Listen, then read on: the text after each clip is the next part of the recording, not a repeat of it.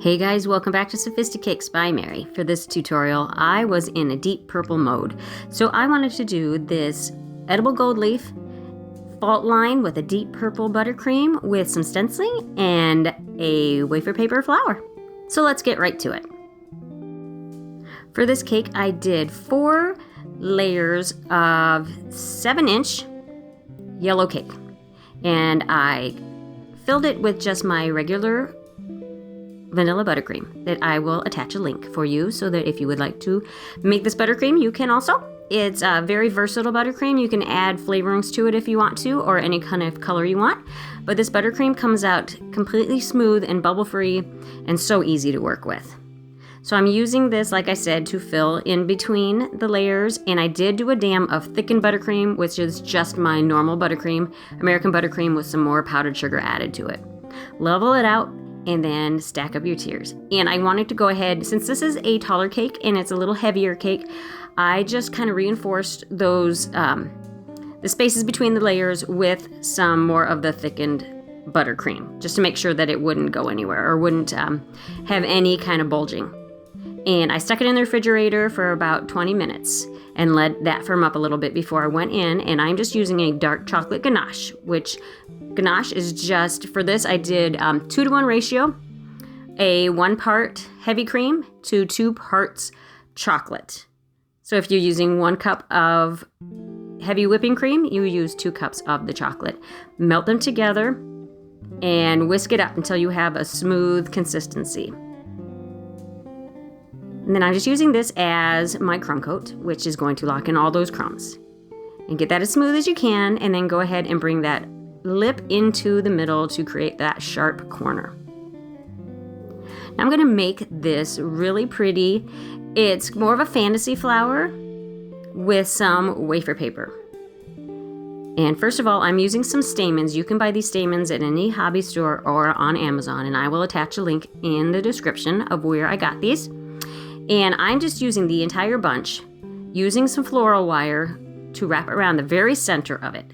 Then you pull the ends together, twist that wire real tight to help them stay more in a center position instead of separating. But to reinforce that, I used some floral wire and just wrap it around the base of those stamens where they are bent in half, and then wrap it around your wire. And to activate the floral tape, you just stretch it, and then it will stick to itself. And there we have a pretty center. Now I'm going to add some gold to those tips of the stamens later on.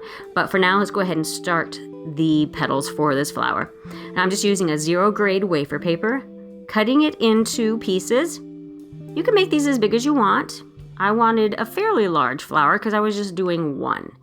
And then I just cut down my wire. I believe this is 22 gauge wire that I'm using. I believe it's 22 gauge.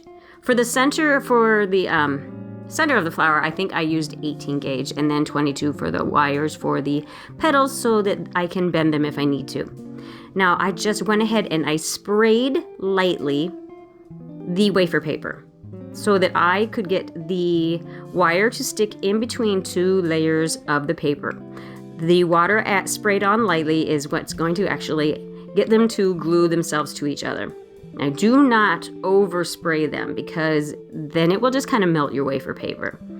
The water bottle that I'm using there, the little sprayer, is it's a mist. It has a mist setting. Or not setting, it's just a mist so that you're not getting too much water.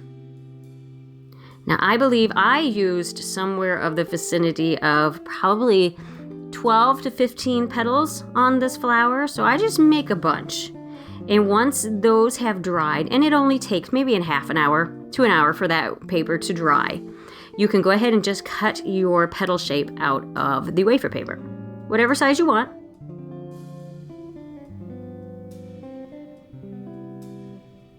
And just set them to the side while you are working with the next petals.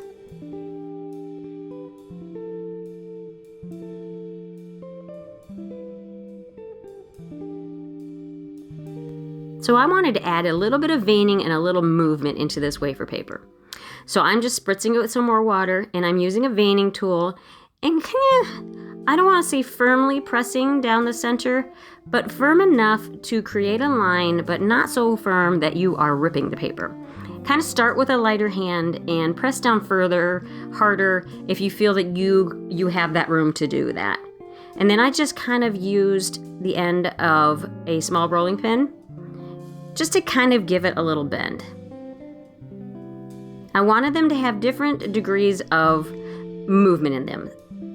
I did some other ones with just using the ball tool, the center of the ball tool, to wrap it around and then wrap it around the rolling pin also. So I have some more movement into the center, in the center of the flower, and then open up towards the outside edge of the flower.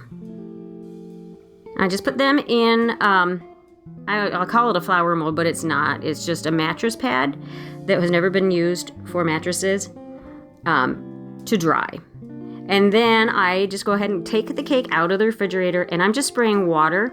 I marked out where I want my gold leaf to go with my Dresden tool, and then I'm going in Dresden tool / Veinner, whatever you want to use. Then I just spritzed it with water in that area so that the gold leaf would stick. Now I have some fairly large pieces of gold leaf, and you don't have to use the big pieces. Whatever you have is fine. Actually, if you even want to just use some gold luster dust, you could do that also because it sticks really well to chocolate. But I wanted to use the gold leaf because I kind of like the texture that you get where it kind of wrinkles up on itself. I thought that would be neat to work with also. So do this around your entire cake until you get it as much coverage as you want. And I'm using the bigger brush to just kind of remove some of the excess because it doesn't like to stick to itself. So the pieces that don't want to stick to themselves will just be kind of loose. So just kind of brush those off. And yes, if I was doing this for a client, I probably would be wearing some gloves. But since this is just for demonstration purposes, it is not necessary. Now I'm just using the deep purple. This was a regal purple with a little bit of black in it. Just a touch of black in it to get it really deep. I'm just piping it along that line and then filling in. And I am doing the bottom part separate from the top because this is such a tall cake.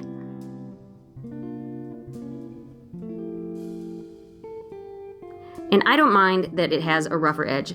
Actually, initially I wanted it to have just real straight lines, so it'd be more of a minimalist modern look. But, you know, sometimes things don't work out the way you want them, and you just roll with it, and this is the way it came out, and that's fine. It's beautiful, so it's fine.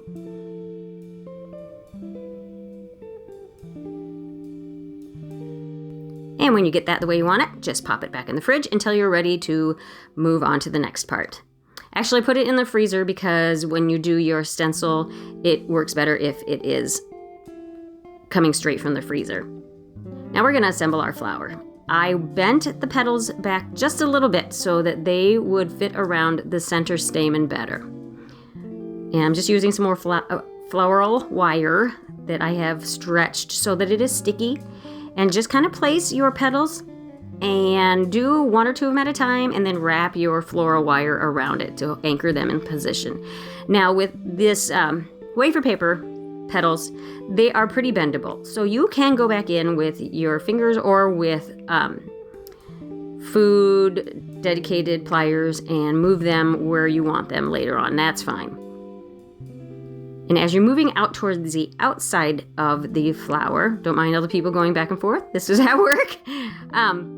I am applying the petals that had less movement on the outside edge because that's going to give it some more dimension and just a little bit more fullness. Now wrap that all the way around your wire to cover them before you put them in the cake. And I just used some gold luster dust mixed with some Everclear and just touched the tips of those stamens to give them some gold. I wanted to incorporate a little bit more gold to get the fault line to kind of make more sense. Now I'm just using this stencil and anchoring it with some pins. You can use whatever stencil you want. This one was the one I just decided to go with this time. And make sure that your buttercream is a medium thick consistency. You don't want it too thin because it'll push underneath your stencil and create a not so perfect look. But you don't want it so thick that you can't remove the excess. There's kind of a medium point there. It's kind of a peanut butter consistency. Now remove some of the excess and just pull your stencil off. And put it back in your freezer to get that buttercream to firm up before you line up your stencil for your second half. And just do the same thing on this piece.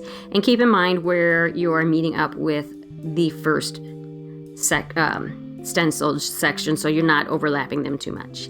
And I had to move this cake from a cake board. I forgot to put it on my clear plexiglass disc like I like to. I did not actually intend to pipe a border around the bottom of this. Like I said, I wanted it to be more of a minimalist modern, and it turned out being more of a contemporary, what's the word I'm looking for? I don't know. It turned out pretty. We'll just leave it like that. But I did go ahead and just do that bead border on the bottom, and then put a straw in the cake where I wanted to stick the flower in to make sure that it is completely food safe. And there it is, guys. This deep regal purple gold leaf fault line. I always want to get all the words in. Fault line cake with a wafer paper flower. I hope you liked it. So thank you guys so much for taking the time to watch my video. And if you'd like to watch some other videos, go ahead and click on the link to one of these other videos shown here. And if you would like to check out my other social media, I am on Facebook and Instagram under the same name, Sophisticakes by Mary. And please take the time to share, like, subscribe, and hit the notification bell so that you know when I upload another video. Thank you so much, and we'll catch you on the next tutorial.